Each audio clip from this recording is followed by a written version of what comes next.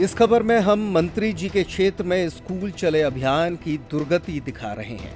क्या ऐसे ही भारत विश्व गुरु बन सकेगा? दरअसल पूरा मामला लवकुश नगर जनपद क्षेत्र और चंदला विधानसभा क्षेत्र के अंतर्गत आने वाले ग्राम पंचायत मुडेरी के मजरा चौधरी के पूर्व का है, जहां जल भराव ने स्कूल की राह ही रोक ली। अब चाहे बच्चे हो या शिक्षक, उन्हें जान जोखिम में डालकर स्कूल पहुंचना पड़ रहा है। भाजपा सरकार भले ही कागजों में विकास की बातें कर रही हो, मगर जमीनी स्तर पर देखा जाए तो नजारे कुछ अलग ही हैं।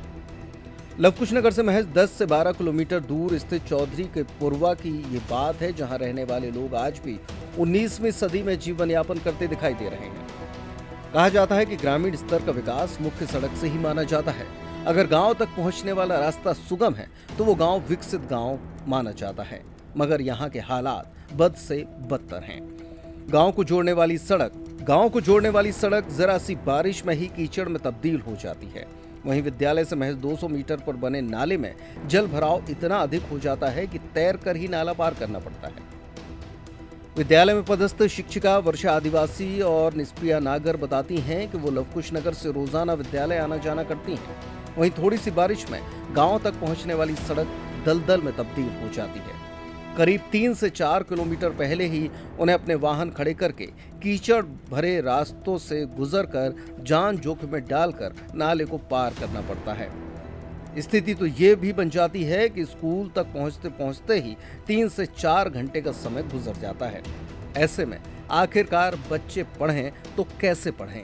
देखिए ये नज़ारा और विकास के उन बड़े बड़े वादों को सोचिए, उनको याद कीजिए और फिर इस स्थिति पर अपनी नजर दौड़ाइए। स्कूल के रास्ते के इस हालात के बारे में जब स्कूल की शिक्षिका से बात की गई तो उनका खुलासा चौंकाने वाला था।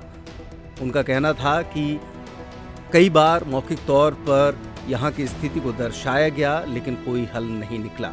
उस पर से एक कमाल और ये है कि यहाँ सिर्फ एक कमरे में 1 से लेकर 5वीं तक का विद्यालय चलाया जा रहा है और उसी एक कमरे में स्टोर रूम भी है। उसी एक कमरे में यहाँ पर पदस्थ शिक्षिकाएं भी बैठती हैं और बच्चे भी बैठते हैं। आप खुद अंदाज़ा लगा सकते हैं कि मध्य प्रदेश में शिक्षा का स्तर किस तरीके से दयनीय है। आइए हम आपको सुनवाते हैं मैडम से टेलीफोन पर हुई बात के अंश। मैडम नमस्ते, शिवेंद्र शुक्ला बोल रहा हूँ पेप्टेक चैनल से। हाँ जी, मैडम नमस्ते। ये एक वीडियो आया हुआ है हाँ, प्राथमिक हाँ। विद्यालय चौधरी का पूर्वा का। हाँ जी। तो आप यहाँ पदस्थ हैं क्या? हाँ, हाँ, हमारे स्कूल का है। जी, क्या स्थिति है यहाँ की बताएंगी? स्थिति तो सर आपने वीडियो में ही देख ली होगी कि बहुत ज़्यादा हालत खराब है उधर। जी। मतलब 3 किलोमीटर, 4 किलोमीटर से ही हालत खराब होनी स्टार्ट हो जाती है वहाँ के। हम्म। मेन रोड से कट के एक गाँव गया है जी। और खेतों के बीचों बीच स्कूल बना दिया गया। हाँ हाँ। केवल 15-20 घर होंगे वहाँ पे उन लोगों के लिए। हम्म। तो बच्चों की संख्या भी बहुत कम है हम्म। और वहाँ 2 रास्ता गए हैं उस गांव में पहुंचने के लिए, दोनों रास्ते का हाल बेहाल है। तो हम्म। मतलब आप गाड़ी अगर सीधी चलाने की कोशिश करेंगे तो आपकी गाड़ी तिरछी जाएगी हम्म। और गाड़ी ले जाना तो खैर इस समय तो इम्पॉसिबल है और पैदल तो आपने हाल देख ही लिया है हम्म। कि पैर गब जाते हैं आधे से ज्यादा। आप और कितने अभी तो समय से यहाँ पर पदस्थ हैं? हम लोग अभी 2023 की भर्ती है, तो हमें अच्छा। स्टार्टिंग से ही ये स्कूल दे दिया गया और हम दोनों महिलाएं टीचर ही हैं वहाँ पे। हम्म। तो इसके हाँ पहले जो स्कूल में रहे उनके द्वारा या आप लोगों के द्वारा, चूंकि पिछले बरसात में भी ऐसा माहौल बना होगा, तो कभी जी, उच्च अधिकारियों को लिखित में उनको संज्ञान में लाए हैं? लिखित में तो नहीं बोला लेकिन हाँ वर्बली कई बार बोला गया हम लोगों के द्वारा और कई बार हम लोगों ने वीडियो भी बना के उन्हें दिखाया हम्म। कि सर आप और इवन ये हाल है कि बरसात में कोई हमारा स्कूल चेक करने भी नहीं आ पाता है हम्म। क्योंकि उनको मालूम है कि इधर के हालात बुरे हैं, लेकिन धमकाया हम लोगों को इतना जाता है कि हम लोगों को पर डे जाना है। खैर, तो ड्यूटी आपकी बनती है जाने के लिए, लेकिन आप शिक्षक हैं, आप जानती हैं कि बिना लिखित आवेदन के कार्यवाही तो तभी होती है जब लिखित में आएगा, तब जाके फाइल चलेगी। मौखिक कहने से कैसे होगा? किसको किसको आपने मौखिक तौर पे किसको सूचनाएं दी? मौखिक हम लोगों ने बीआरसी महोदय को बताया। बीआरसी महोदय खुद आए थे हमारे स्कूल में, तो उनकी गाड़ी खुद फंस गई थी, तो उनको तो अच्छा। खुद ही पता है कि वहाँ के हालात के बारे में। हाँ। तो सभी को, सीएससी बीएससी सभी को पता है उधर के बारे में, क्या हालात है वहाँ के। गांव के जो जनप्रतिनिधि हैं उनसे कभी इस संबंध में बात नहीं हुई? उनसे बात एक बार तो मैंने बोला था, इवन वहाँ पे शायद यहाँ लवकुश नगर के ही कोई मंत्री आए हुए थे, हम्म, तो हम लोगों ने बोला, गांव के लोग भी गए वहां पे, लिखित में आवेदन भी उनको दिया गया कि यहाँ से रास्ता निकाली जाए।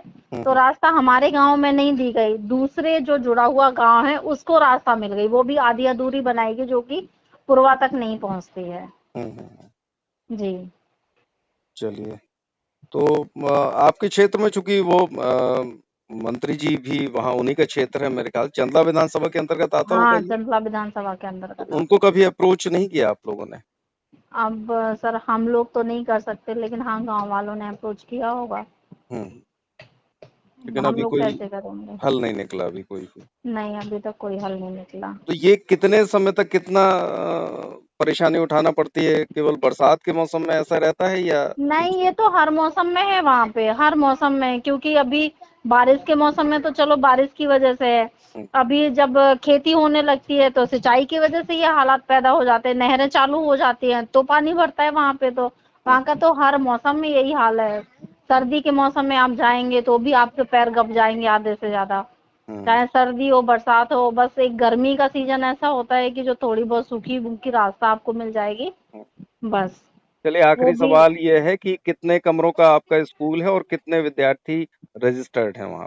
16 बच्चे रजिस्टर्ड हैं हमारे स्कूल में, हम्म, और केवल एक ही रूम मिला है हम्म, जिसमें हमें पांचों क्लास एक साथ चलानी पड़ती है, और स्टोर का सामान भी, जो भी स्कूल का सामान हम लोगों को दिया जाता है, जी, बच्चों के बुक्स वगैरह है, पुराना भी कुछ सामान है, खेल कूद का सामान है, वो सब एक ही कमरे में रहता है। जी। ठीक बस। है मैडम, ठीक, थैंक यू। जी। जी।